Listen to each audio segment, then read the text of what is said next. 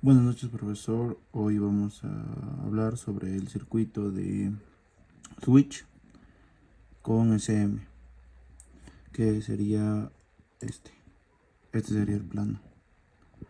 Y bueno, explicando, este sería el voltaje de referencia, la resistencia, la señal de entrada, que sería el SM, TP3 y el switch como tal, ¿no?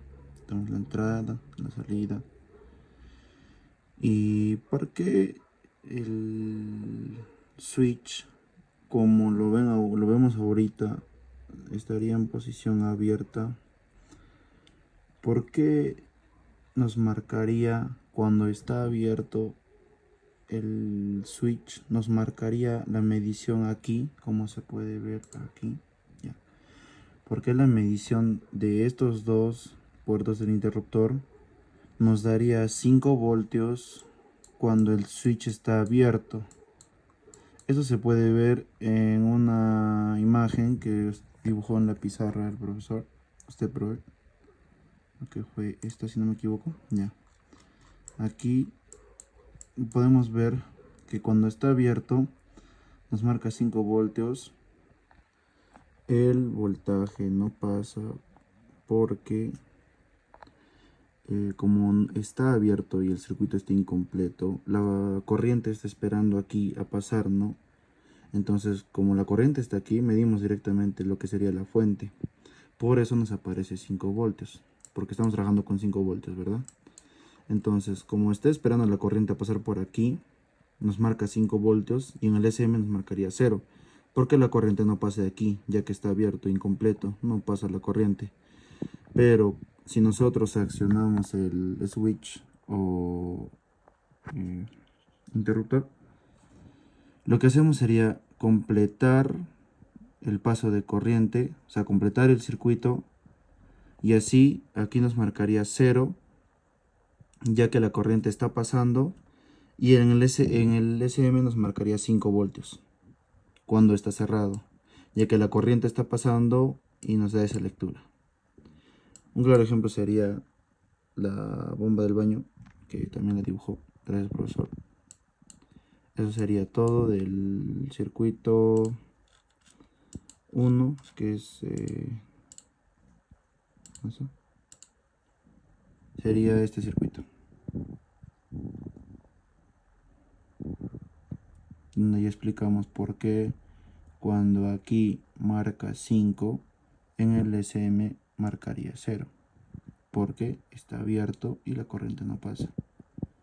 Y cuando acá marca 0, la corriente está pasando, el circuito está cerrado, acá nos marcaría 5. Gracias, profesor. Bien, el plano que estamos viendo a continuación y el que vamos a explicar es un plano que simula un sistema electrónico de una maquinaria, ¿no? Que tenemos la SM, tenemos el dispositivo de entrada, que vendría a ser el sensor, y bueno, vamos a nosotros a evaluar qué tipo de sensores es con el que estamos trabajando, ya que hay dos, el NTC y el PTC.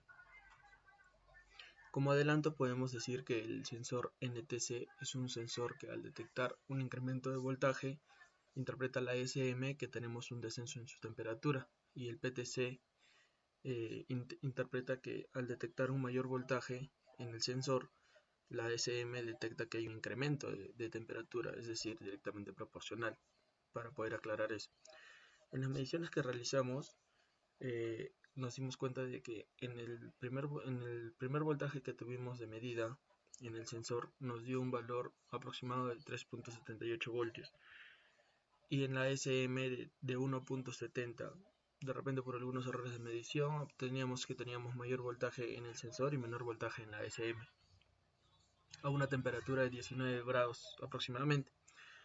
Cuando calentamos el agua en el que estaba sumergida el sensor, llegamos a una temperatura de 82 grados centígrados, y el sensor nos marcaba un voltaje de 1.64 voltios aproximadamente, es decir que a diferencia de la primera medición que tuvimos de 3.78, obviamente el voltaje había disminuido en el sensor y por ende había aumentado en la SM, ¿Qué quiere decir con esto? De que nosotros pudimos diagnosticar que estábamos trabajando con un sensor NTC, porque como habíamos aclarado al inicio, el sensor NTC era el sensor que detectaba un incremento de voltaje y una disminución de temperatura, y viceversa. Cuando la temperatura aumentaba, el voltaje disminuía, y es lo que observamos, que en la segunda medición, al tener una temperatura de 82 grados centígrados aproximadamente, obtuvimos un voltaje de 1.64 voltios, y en la SM un voltaje de 3.50 más o menos, aproximadamente.